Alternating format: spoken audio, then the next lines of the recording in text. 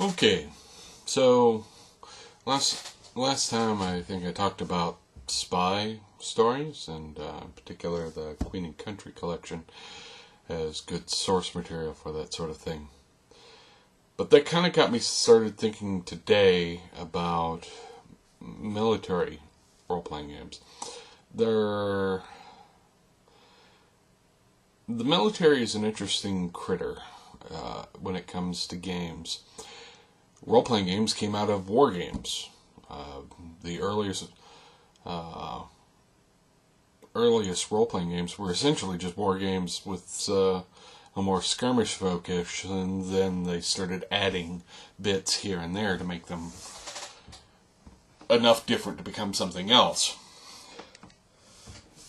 War games are ostensibly, about soldiers going to war. Often they would be used to recreate battles and see if you could come up with a better strategy than perhaps the guy who commanded the armies in those wars.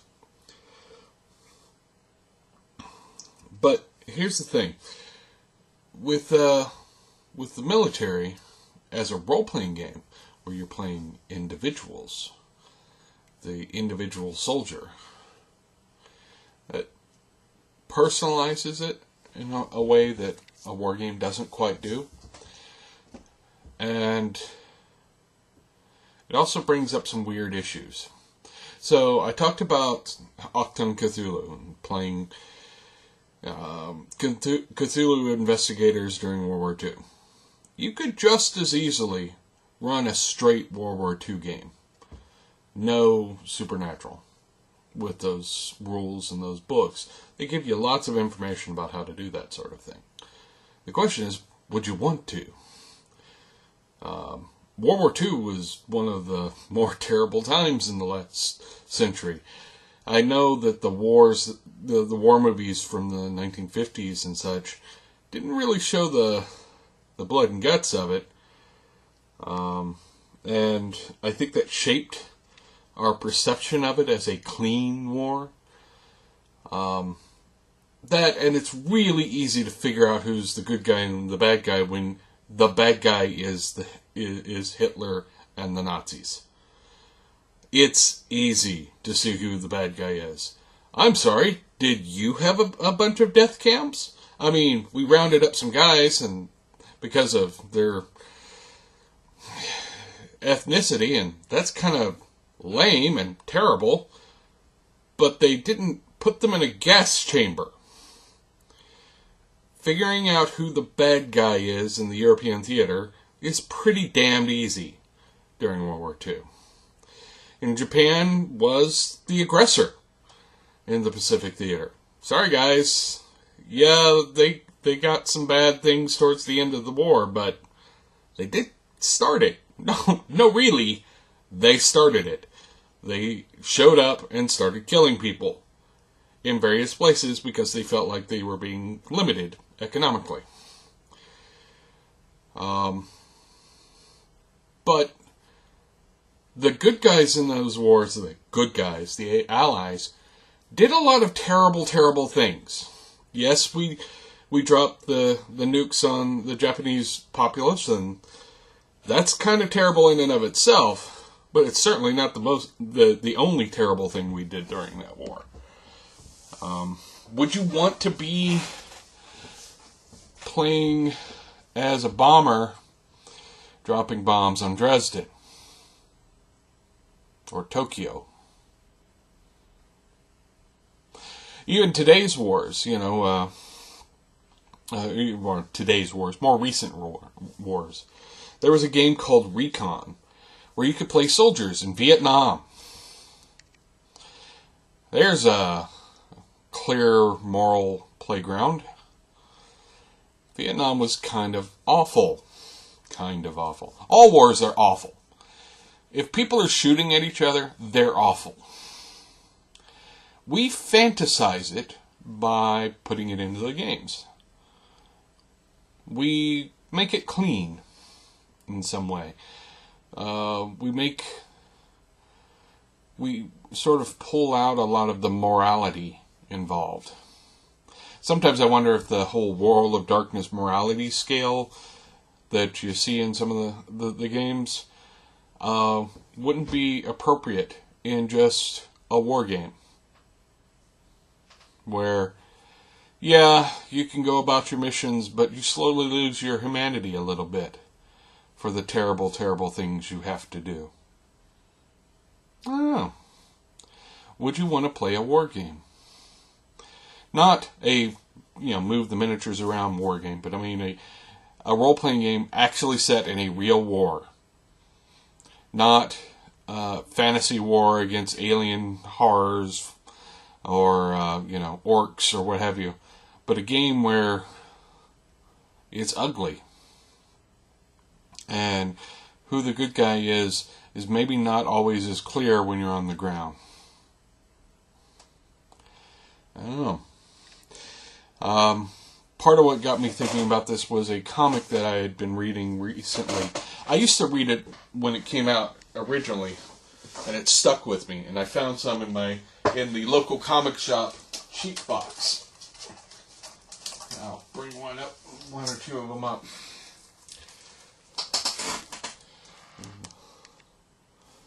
Now, some people will remember this comic line. Some people won't. This was published by Marvel Comics. Pretty much in their height, honestly. In one of their early... when there were a lot of good things going on in comics and the market was on the rise. And there are no superheroes. There's no fantasy element to it. It's the ugly truth of the Vietnam conflict. And I started thinking, well, could we make a game about fighting in Afghanistan or Iraq? Would you want to play it? Not the, layered with fantasy elements, but, out in the patrol and defending against possibly green-on-green violence and, dealing with the realities and the ugly realities of war. I don't know that people would. I think, while I don't think that games have to be escapist, I think that people would object. Or at least feel uncomfortable playing in a real war. It's like that game, what was the name of it? I can't remember the name of it. There's a game out there where you can play a slave during pre-Civil War South. And it's all about simulating the experience of being a slave. Your auction value determined your character value. The game master gives you your name. It's kind of ugly and unpleasant in that way. I can't say that those kinds of games shouldn't exist, though.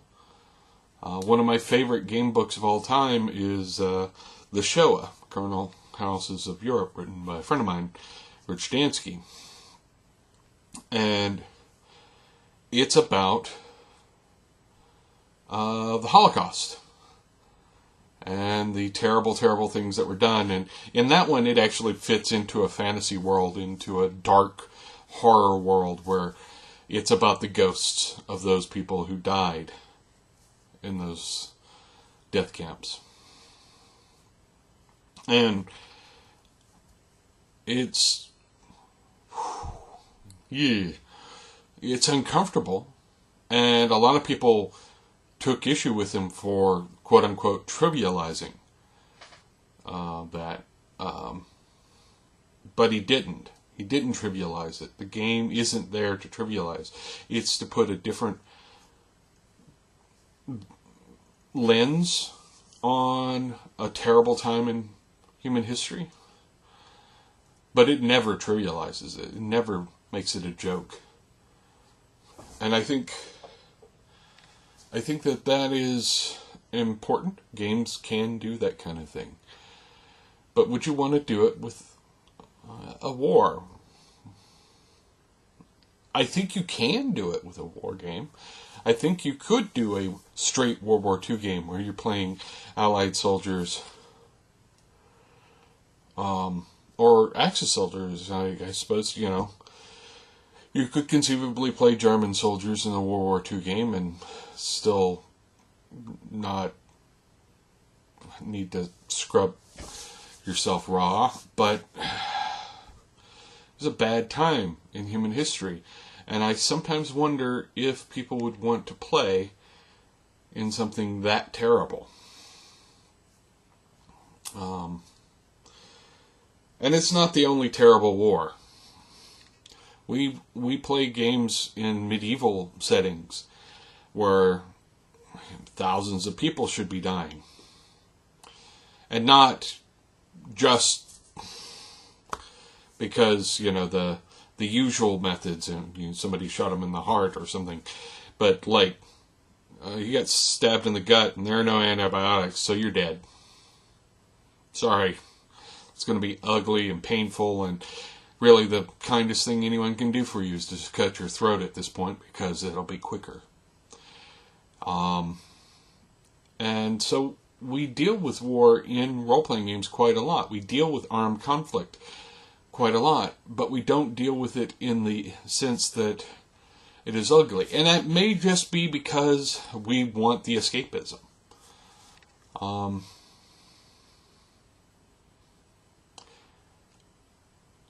I don't know. I honestly, this is one subject where I kind of go both directions. I think there is something to be said for having that escapist narrative about conflict.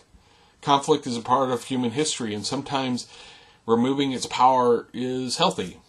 And having the game where you can be a hero and not have to bleed, where you can be a hero and not have to deal with the moral consequences for a little while. I don't think that there's necessarily anything wrong with that.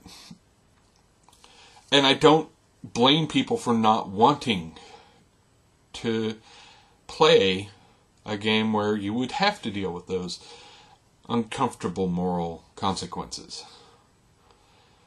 On the other end of things, maybe we should from time to time deal with those uncomfortable moral consequences.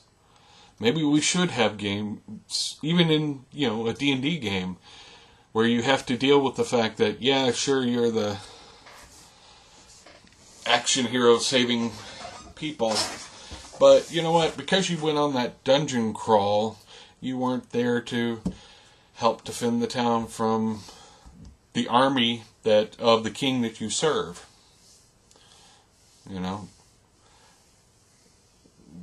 What if you're working for the brutal bad guys of the medieval world, which pretty much everyone was?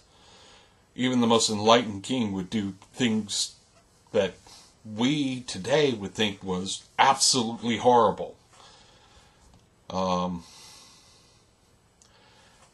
Maybe we should be dealing with those things so that we don't trivialize violence quite that much.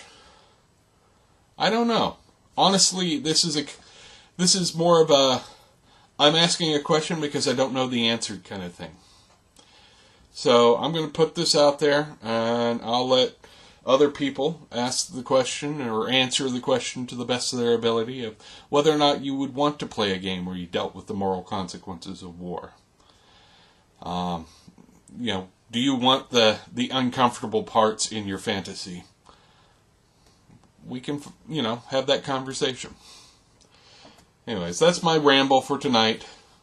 It's a little weird, I know. It's not my usual upbeat tempo, but it was something that occurred to me to talk about. Be sure to subscribe, do all of the usuals, and I'll talk to you guys again later. Bye.